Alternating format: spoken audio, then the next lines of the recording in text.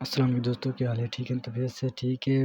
میں ہوں رئیس فخر اور آپ میرا چینل دیکھ رہے ہیں رئیس آفیشیل، اور میری پیج فیس بک رئیس آفیشیل۔ اس ویڈیو میں مفتی طارق مقصود بتائیں گے کہ آپ کو اتنا اچھا نہیں بننا چاہیے۔ خاتون کے داماد نے اس کی بیٹی پہ ہاتھ اٹھایا، غلط کام ہے، میں ہاتھ اٹھانے کو پروموٹ نہیں کرتا، کہیں آپ یہ سمجھیں کہ شوہروں کو چاہیے بیویوں کو ماریں، ایسا نہیں ہے، لیکن عورت تھی سمجھدار، بیٹی نے گھر آ کے بتایا میرے میاں نے ہاتھ اٹھایا ہے۔ آج کل تو عورتیں اور گھر مائیں تباہ کر دیتی ہیں، تو ماں نے کہا بیٹا دیکھ شوہر نے ہاتھ اگر اٹھایا ہے نا تو کوئی تو بات ہوئی ہوگی۔ فوراً کیا کرتے ہیں، فون گھما کے داماد کو گالیاں دینا شروع کر دیتے ہیں۔ یہی ہوتا ہے نا آج کل مارکیٹ میں، اٹھا گیا تو نے ہاتھ کیسے اٹھایا، ہوتا کون ہے تو؟ پہلے تحقیق کر لو بھائی، بولا کیا ہے اس نے؟ ہاں کوئی ایسی بات نہیں ہے، اس کو بولو بھائی کیوں، یہ تو کوئی ایسی بات نہیں ہے جس پہ ہاتھ اٹھایا جائے، اور اگر غلط بھی ہے تو اتنی غلط تھوڑی ہے کہ ہاتھ اٹھایا جائے۔ تو بس جذباتیت کا شکار ہیں، افراط و تفریط ہے، پولائٹ بننے کے چکر میں سارا بیڑا غرق ہو رہا ہے، صحیح ہے نا؟ یہ اسلام کے اخلاق نہیں ہے، ہر چیز بیلنس ہے اسلام میں، ہر چیز۔ کتنا پیارا اصول ہے، بچے کو 7 سال کی عمر میں محبت سے سمجھاؤ، مارنے کی اجازت نہیں ہے، چھوٹا ہے بھائی، نماز پڑھے ٹھیک ہے، نہیں پڑھے تو بھی ٹھیک ہے، 10 سال تک برداشت کرو، 3 سال تمہارے پاس ہیں محبت کے لیے، 10 سال میں بھی نماز نہیں پڑھتا تو اب انسان لاتوں کے بھوت ہاتھوں سے نہیں سمجھتے، اب ہاتھ اٹھانا پڑے گا آپ کو، اب نہیں اٹھائیں گے تو یہ پولائٹنس نہیں ہے، یہ آپ کے نالائق ہونے کی، بولو نا بھائی، دلیل ہے، آپ کے نالائق ہونے کی دلیل ہے۔ تو ہر چیز میں ایسا ہے، ہر چیز میں، ہر معاملے میں، آپ کا ملازم ہے، صحیح کام نہیں کر رہا، ٹائم پہ نہیں آ رہا، بزنس کا بیڑا غرق کر دیا، محبت سے سمجھاؤ، تمیز سے، 2-4 دفعہ کے بعد چل بھائی چھٹی تیری، نکل پتلی گلی سے، ٹھیک ہے نا؟ یہ فیکٹری ہے، ہم نے کو ایدی سینٹر تھوڑی کھولا ہوا ہے ہم نے یہاں پہ۔ ہمارے ایک رشتہ دار فیصل آباد میں، ان کی فیکٹری تھی کپڑے کی، مجھے لے گئے، ویسے مجھے شوق بھی ہے چیزیں دیکھنے کا، کیسے بن رہا ہے، کیا ہو رہا ہے، تو ملازم بڑے تمیز سے کام کر رہے ہیں، میں نے کہا پہلی دفعہ دیکھا ہے ملازم اتنی تمیز سے، انہوں نے کہا ٹھڈے مار مار کے ان کو انسان بنائے،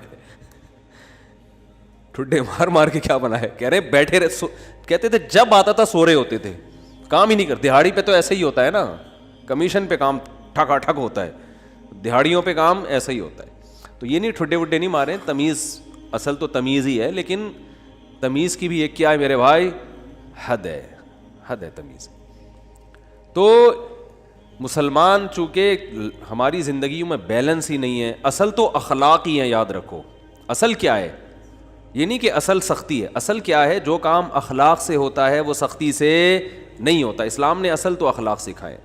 آپ صلی اللہ علیہ وسلم نے فرمایا قیامت کے دن میرے سب سے قریب وہ ہوگا احسنہم اخلاقا، جس کے اخلاق سب سے اچھے ہوں گے۔ گالیاں، ٹھڈے، یہ کوئی تہذیب نہیں ہے، مار دھاڑ، گھروں میں چیخو پکار، گالیاں دے رہے ہیں رشتہ داروں کو، گالیاں بلب کے رشتہ داروں کو، بھائی کہ لائٹ اگر جا رہی ہے تو گالیاں دینے سے لائٹ تھوڑی آ جائے گی، ٹھیک ہے نا؟ نہ بلب کے رشتہ داروں کو گالیاں دینے سے لائٹ آئے گی، نہ بلب کو گالیاں دینے، آپ کی زبان کیا ہو جائے گی، خراب ہو جائے گی۔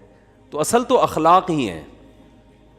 حضرت انس بن مالک رضی اللہ تعالی عنہ نے 10 سال نبی کی خدمت کی ہے، بچے تھے، فرماتے ہیں ایک دفعہ بھی ایسا نہیں ہوا کہ میں نے کوئی کام نہیں کیا اور آپ نے یہ پوچھا کیوں نہیں کیا، اور میں نے کوئی کام نہیں کرنا تھا اور کر دیا تو آپ نے یہ پوچھا ہو کہ کیوں کیا، بس جتنا کام کر دیا ٹھیک ہے، نہیں کیا تو بھی ٹھیک ہے۔ نبی صلی اللہ علیہ وسلم نے حضرت انس بن مالک کو ایک دفعہ کسی کام سے بھیجا، وہ بچے تھے، بجائے کام کرنے کے بچوں میں کھیلنے لگے جا کے، تو آپ صلی اللہ علیہ وسلم گئے، دیکھا بھائی کہاں ہیں، تو دیکھا وہ تو کھیل رہے ہیں، تو آپ صلی اللہ علیہ وسلم حضرت انس بن مالک کے پیچھے جا کے کھڑے ہو گئے، حضرت انس نے پیچھے مڑ کے دیکھا تو آپ صلی اللہ علیہ وسلم کھڑے ہوئے مسکرا رہے ہیں، کچھ بھی نہیں کہا۔ سمجھ رہے ہیں وجہ کیا ہے بھائی، یہ تو اپنی ان کی والدہ نے گفٹ دیا ہے نا خدمت کے لیے، تو اپنی مرضی سے خدمت کر رہے ہیں، اس میں سختی کیسی، ٹھیک ہے خدمت کر دی تو بھی، اور بچوں کے ساتھ تو ویسے بھی شریعت میں سختی نہیں ہے، بچوں کے ساتھ تو بہت نرمی ہے۔ میں تو وہ جو ٹھڈے مارنے کی بات کروں تو 30-35 سال کے تھے نا جو پڑے ہوئے ہیں، تو آپ صلی اللہ علیہ وسلم کے ہمیں سیرت میں سختی بھی ملتی ہے اور نرمی بھی. رحمت للعالمین. ایک ایتھیس نے اعتراض کیا یہ رحمت للعالمین ہے اور جناب گردنیں اڑانے کا حکم بھی دے رہے ہیں, یہ کیسے رحمت للعالمین ہے؟ بھائی رحمت للعالمین کا یہ مفہوم کہ کسی کو کچھ بھی نہ کہیں, یہ رحمت نہیں ہے, یہ انسانیت کے لیے زحمت بن جائے گی یہ عادت, تو کیونکہ اس صفت کو فالو کرنا ممکن نہیں ہے. رحمت کا معنی ہر لحاظ سے جامع شخصیت ہیں آپ صلی اللہ علیہ وسلم.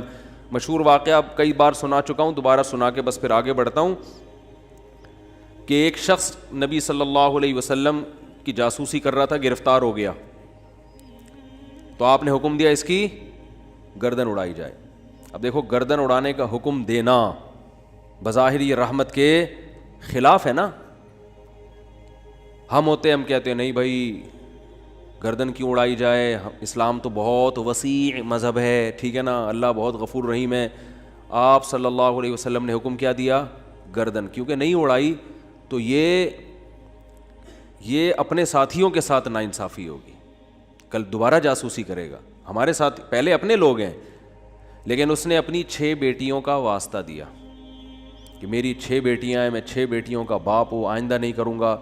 آپ صلی اللہ علیہ وسلم کو اس پہ ترس آیا اور آپ نے اس کو چھوڑنے کا حکم دے دیا. دوبارہ گرفتار ہو گیا, دوبارہ کمبخت جاسوسی کر رہا تھا. پھر اس نے اپنی 6 بیٹیوں کا واسطہ دیا, مجھے نہ مارے, میری 6 بیٹیاں ہیں. تو آپ نے کیا فرمایا, لا یلدغ المؤمن من جوہر مرتین, مسلمان ایک سوراخ سے 2 دفعہ نہیں ڈسا جاتا. حکم دیا اس کو مار دو, اس لیے کہ اس کی بیٹیوں کا خیال کریں یا اپنے ساتھیوں کا خیال کریں. کیسا بیلنس اس میں, اصل بتا دیا کہ اصل رحمت ہے. ایک روایت میں آتا ہے تخلقوا باخلاق اللہ, اللہ کی صفات اختیار کرو. اللہ کی صفت کیا ہے؟ جود و سخاوت ہے اس میں. اللہ کیا ہے؟ غیرت والا ہے. تو ہمیں بھی اپنے اندر کیا پیدا کرنی ہے؟ غیرت.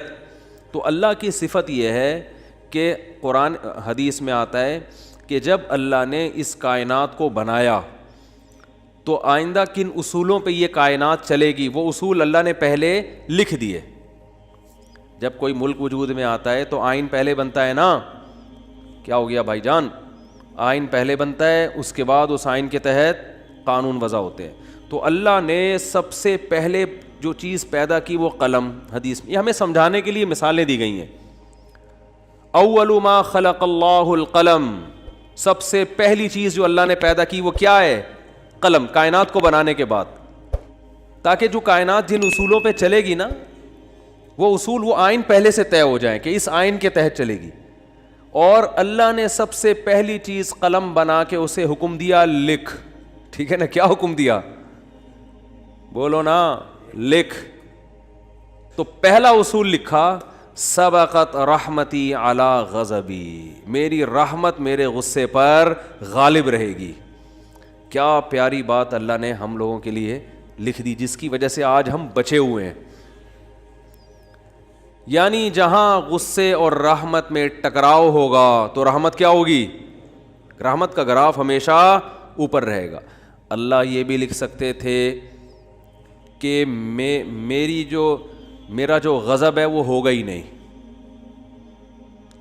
میرا غضب ہوگا ہی نہیں, ہمیشہ کیا رہے گی؟ رحمت. رحمت ہی رحمت کے اصول پہ چلے گی, غضب نہیں ہوگا. تو پھر لوگ پیغمبروں کی نہیں مانتے. قوم عاد, قوم سمود تباہ نہ ہوتی, قوم لوط تباہ نہ ہوتی, فرعون سمندر میں غرق نہ ہوتا پانی میں, اور آگ میں نہ جلتا, اور جہنم نہ ہوتی. تو اللہ نے یہ نہیں لکھا کہ میرا غضب ہوگا ہی نہیں, بلکہ اللہ نے لکھا کہ غضب بھی ہوگا, رحمت بھی. لیکن رحمت اور غضب میں جب ٹکراؤ ہوگا نا, تو رحمت کو کیا کروں گا؟ غالب کروں گا. جیسے کوئی گناہگار جب توبہ کرتا ہے تو اس کی توبہ کا تقاضا ہے کہ معاف کیا جائے, سابقہ گناہوں کا تقاضا ہے کہ معاف نہ کیا جائے. تو جب ٹکراؤ ہوگا تو رحمت کو اللہ کیا کر دیں گے؟ غالب کر دیں گے. رحمت کو اللہ ہمیشہ غالب کریں گے. تو یہی نبی صلی اللہ علیہ وسلم کی بھی صفت کہ جب رحمت اور غضب میں ٹکراؤ ہوتا تو آپ صلی اللہ علیہ وسلم کی صفت رحمت کیا ہوتی؟ ہمیشہ غالب ہوتی. اس کی بہت ساری مثالیں ہیں. مشرکین مکہ نے کتنا ستایا, جب مکہ فتح ہوا تو آپ نے فرمایا لا تثریب علیکم الیوم, سب کو معاف کر دیا, ضرورت نہیں ہے تلوار چلانے کی. بھائی اب ان کو قتل کر کے کیا ملے گا ہمیں؟ ضرورت نہیں ہے. جو اللہ نے ہمیں غلبہ دینا تھا وہ دے دیا ہے. تو نئی تلوار چلائی آپ صلی اللہ علیہ وسلم نے, بلکہ مشرکین کے جو سردار تھے ان کو الگ سے عزت دی آپ صلی اللہ علیہ وسلم نے. لیکن جہاں یہ جو جاسوس پکڑا گیا تو اس میں بھی معافی مانگی, 6 بیٹیوں کا حوالہ دیا. جب 6 بیٹیوں کا حوالہ دیا تو بیٹیاں ہونا اس کی علامت ہے کہ باپ پہ کیا کیا جائے, رحم. بیٹیوں کا کون پوچھے گا بعد میں. جاسوس ہونا اس کا تقاضا کرتا ہے کہ گردن اڑائی جائے. تو یہاں بھی رحمت اور غضب کیا ہو رہے ہیں, بولو بھائی, ٹکرا رہے ہیں. اس لیے آپ صلی اللہ علیہ وسلم نے کیا حکم دیا, چھوڑ دو. بیٹیوں کا واسطہ دے رہا ہے. دوبارہ جب پکڑا گیا ہے تو اب بھی اگر چھوڑنے کا حکم دے دیا جاتا تو اس کا مطلب صفت غضب ہے ہی نہیں. اور یہ بہت خطرناک چیز ہے کہ آپ کے اندر غضب کی اور انتقام کی صفت ہی ختم ہو جائے, انتقام لیس ہو جائیں. اس کا مطلب آپ قوم کے لیڈر نہیں بن سکتے, آپ قوم کو گائیڈ نہیں کر سکتے, آپ قوم خود بھی ڈوبو گے, قوم کو بھی ڈبو دو گے, آپ برباد ہو جاؤ گے.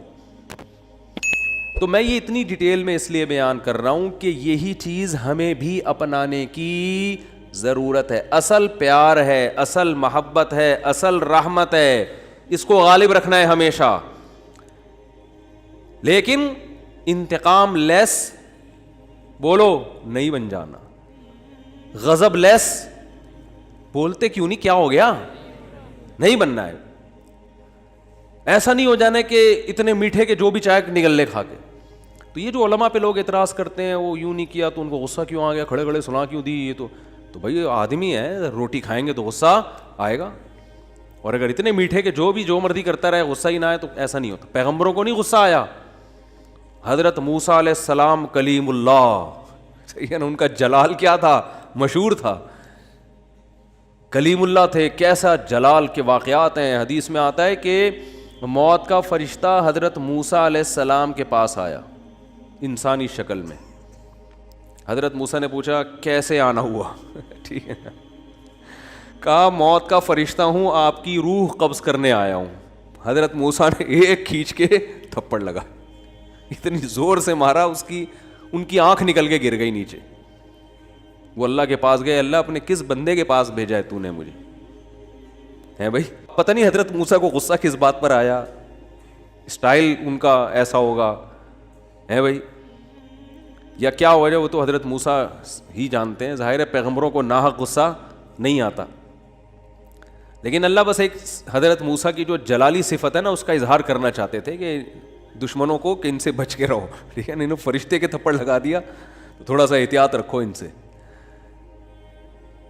تو اصل کیا ہے میرے بھائی, اصل محبت ہے. یہ میں اس لیے بتا رہا ہوں کہ بعض لوگ الٹی کوالٹی ہوتی ہے ان کے اندر. اصل غصہ ہے, جب دیکھ لیں غصہ جاری نہیں ہو رہا تو پھر تمیز پہ آ جاتے ہیں وہ, ٹھیک ہے نا.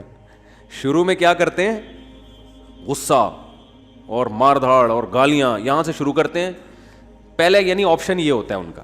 اگر اس سے بندہ قابو میں نہیں آیا تو ان کو اندازہ ہو جاتا ہے یہ قابو میں آنے والا نہیں ہے, پھر وہ کس سے بات کرتے ہیں, تمیز سے بات کرتے ہیں. بالکل اس کی مثال ہے, ایک آدمی نے کسی کے چاقو رکھا, بولا تیری جیب میں جو کچھ ہے نکال دے, اس نے ٹیٹی نکال دی, ٹھیک ہے.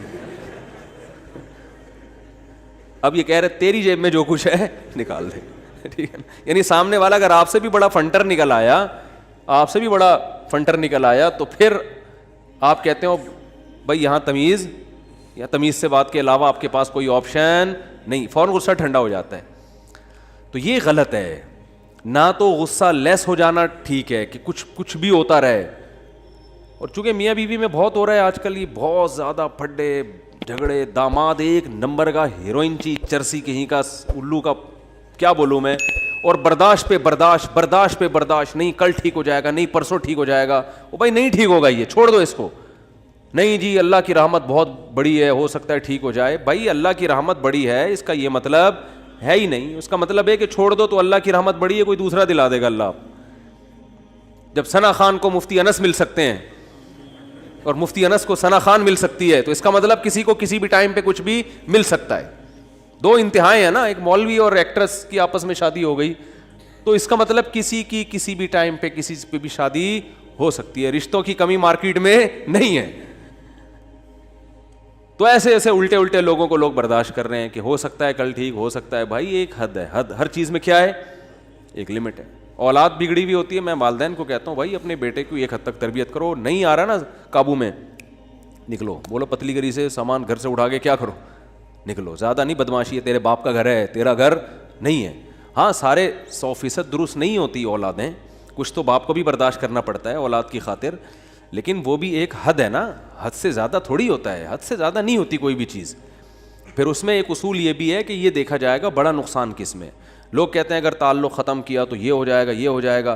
بھائی تعلق ختم کیا تو یہ ہو جائے گا, نہیں کیا تو یہ ہو جائے گا, تو دونوں میں پلس مائنس کیا کرو کہ زیادہ نقصان کس میں. ہمیشہ اس اصول پہ زندگی گزرتی ہے. یاد رکھو دنیا میں سارے فائدے کی چیزیں کبھی بھی حاصل نہیں ہوتی, ہر کام کے کچھ سائیڈ افیکٹ ہوتے ہیں. عقل مند آدمی یہ دیکھتا ہے کہ سائیڈ افیکٹ زیادہ ہیں یا اس کے بینیفٹس زیادہ ہیں. اس اصول پہ زندگی گزاری جاتی ہے. اگر اس اصول پہ زندگی نہیں گزارو گے ساری زندگی کبھی کوئی فیصلہ آپ سے ہوگا ہی نہیں. سمجھ رہے ہو کہ نہیں سمجھ رہے؟ ساری زندگی کنفیوز رہو گے اور کبھی کوئی فیصلہ آپ سے ہوگا ہی نہیں. ہمیشہ اس اصول پہ زندگی گزرتی ہے کہ یہ کام کرنے میں بھی نقصان, نہ کرنے میں بھی, کرنے میں زیادہ یا نہ کرنے میں زیادہ.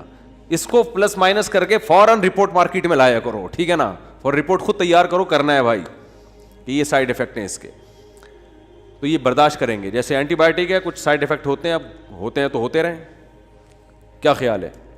تو میں یہ عرض کر رہا تھا کہ اللہ تعالیٰ کا کیا اصول ہے. اللہ تعالیٰ نے بھی کتنی بڑی اللہ کی رحمت, لیکن اللہ نے اس کا ایک اصول اور ضابطہ بنا دیا کہ آخرت میں اس کو نہیں بخشوں گا جو مجھے نہیں مانے گا یا میرے ساتھ شرک کرے گا, کچھ بھی ہو جائے, چاہے پیغمبر کی سفارش کیوں نہ آ جائے, بلکہ پیغمبر پر پابندی لگا دوں گا کہ آپ کو ان کی سفارش کی اجازت نہیں ہے. یہ بہت بھائی اس سے پتہ چلتا ہے ایمان بہت بڑی نعمت ہے.